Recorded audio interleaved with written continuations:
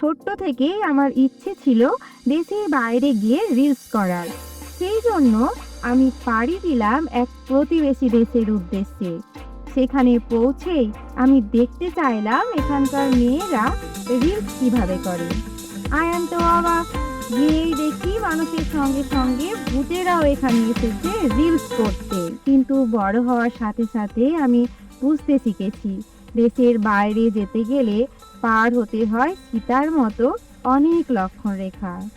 তাই আমি সব রকম বাধা এড়িয়ে রেল যোগে যাত্রার প্ল্যান করলাম। এই ভ্রমণে ভারতীয়দের কোনো পাসপোর্ট ভিসার ঝামেলায় পড়তে হয় না।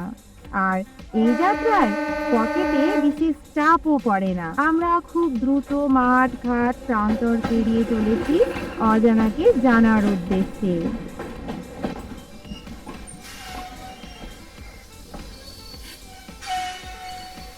হ্যালো বন্ধুরা, আজকে এই ফার্স্ট টাইম আমার দেশের বাইরে। আচ্ছা, আমি আজকে এসেছি ভারতের এক প্রতিবেশী দেশে।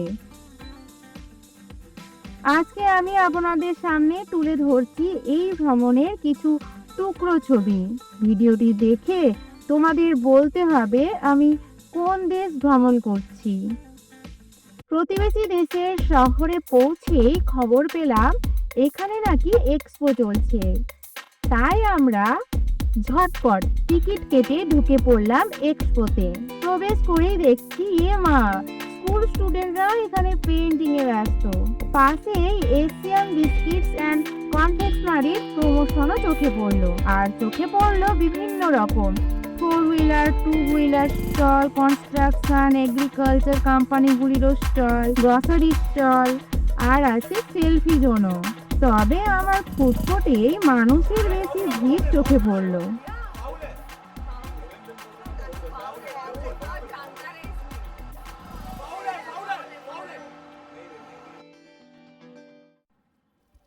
খুব খিদেও পেয়েছে, তাই মেরেছি এখানকার একটি স্থানীয় স্ট্রিট ফুডের স্টলে।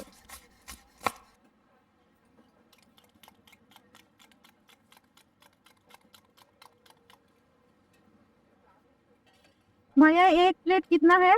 एक प्लेट नेपाली 50 रुपया प्लेट। नेपाली 50 रुपए। ये मैंने कत ভালো 35। 35।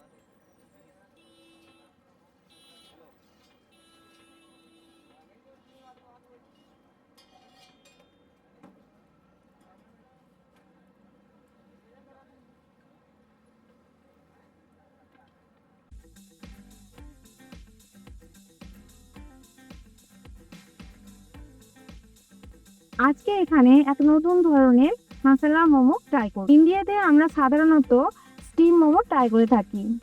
তো এখন আমি টেস্ট করে দেখবো যে মোমোটা কেমন হয়েছে। তোর মায়ের কিছু মনে করো না যে আমি একাই খাচ্ছি। তোমরা ওই দিক থেকে তোমাদের নিশ্চয়ই জিভে জল পড়বে। ওটা আমি একাই খেয়ে টেস্ট করে বলছি কেমন।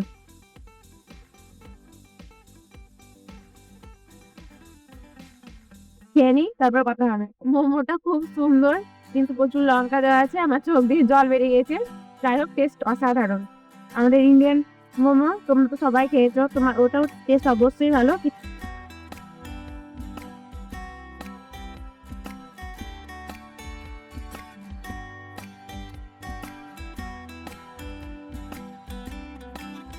এবার এখন আমরা চলে এসেছি এখানকার এক মলে। সেন্টার মলটা অনেকটাই বড়।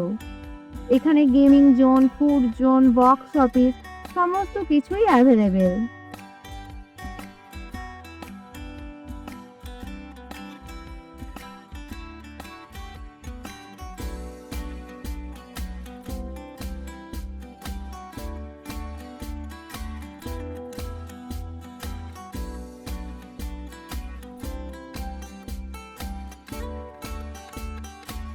এটি হচ্ছে হরর হাউস। টিকিট কাউন্টার একেবারে ইউনিক। একটা রাক্ষসের মুখের মধ্যে আমাদের মাথাটা ঢুকিয়ে টিকিট কালেক্ট করতে হবে।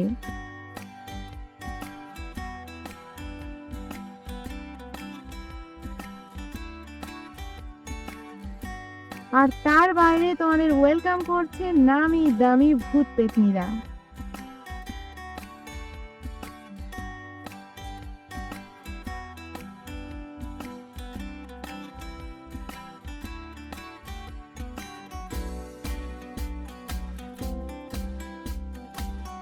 বাহ, খুব সুন্দর। দেখুন, মেয়েরা রিলস করছে ইন্ডিয়ান রুপি মাত্র 50 টাকার বিনিময়ে।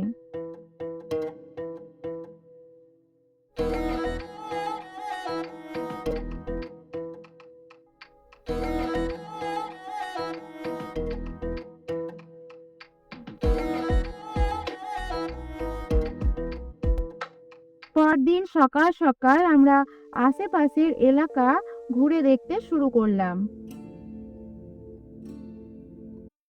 প্রথমেই আমরা চলে গেলাম পঞ্চমুখী হনুমান মন্দিরে। মন্দিরটি দোতলা। গ্রাউন্ড ফ্লোরে পঞ্চমুখী হনুমানজির মন্দির।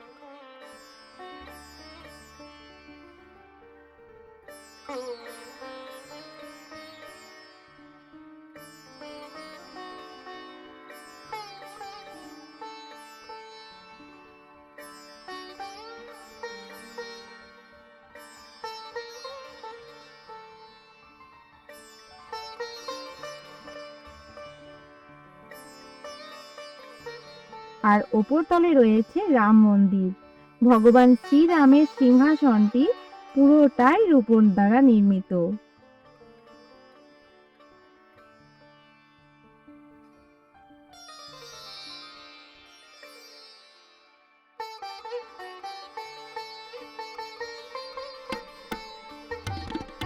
আমরা এখান থেকে সরাসরি চলে যাব শ্রী কালী মন্দিরে। এই মন্দিরে ছেলে মেয়েদের জন্য আলাদা আলাদা প্রবেশপথ রয়েছে। মন্দিরটা আমার বেশ ভালো লেগেছে। চারিদিকে শান্ত পরিবেশ, তাই চাইলে এখানে বসে একটু জিরিয়েও নেওয়া যাবে।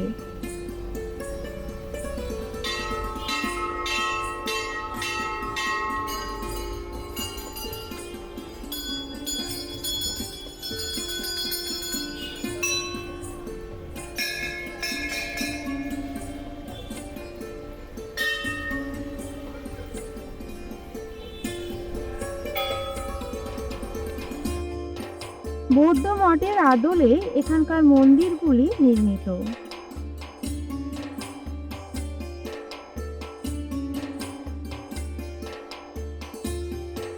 তবে বন্ধুরা, সচরাচর যেমন কালী মূর্তি দেখতে আমরা অভ্যস্ত তেমন ঠিক নয়। মন্দিরে প্রবেশ করে মনে হতে পারে আমরা কালী মন্দিরে নয়, দুর্গা মন্দিরে প্রবেশ করেছি।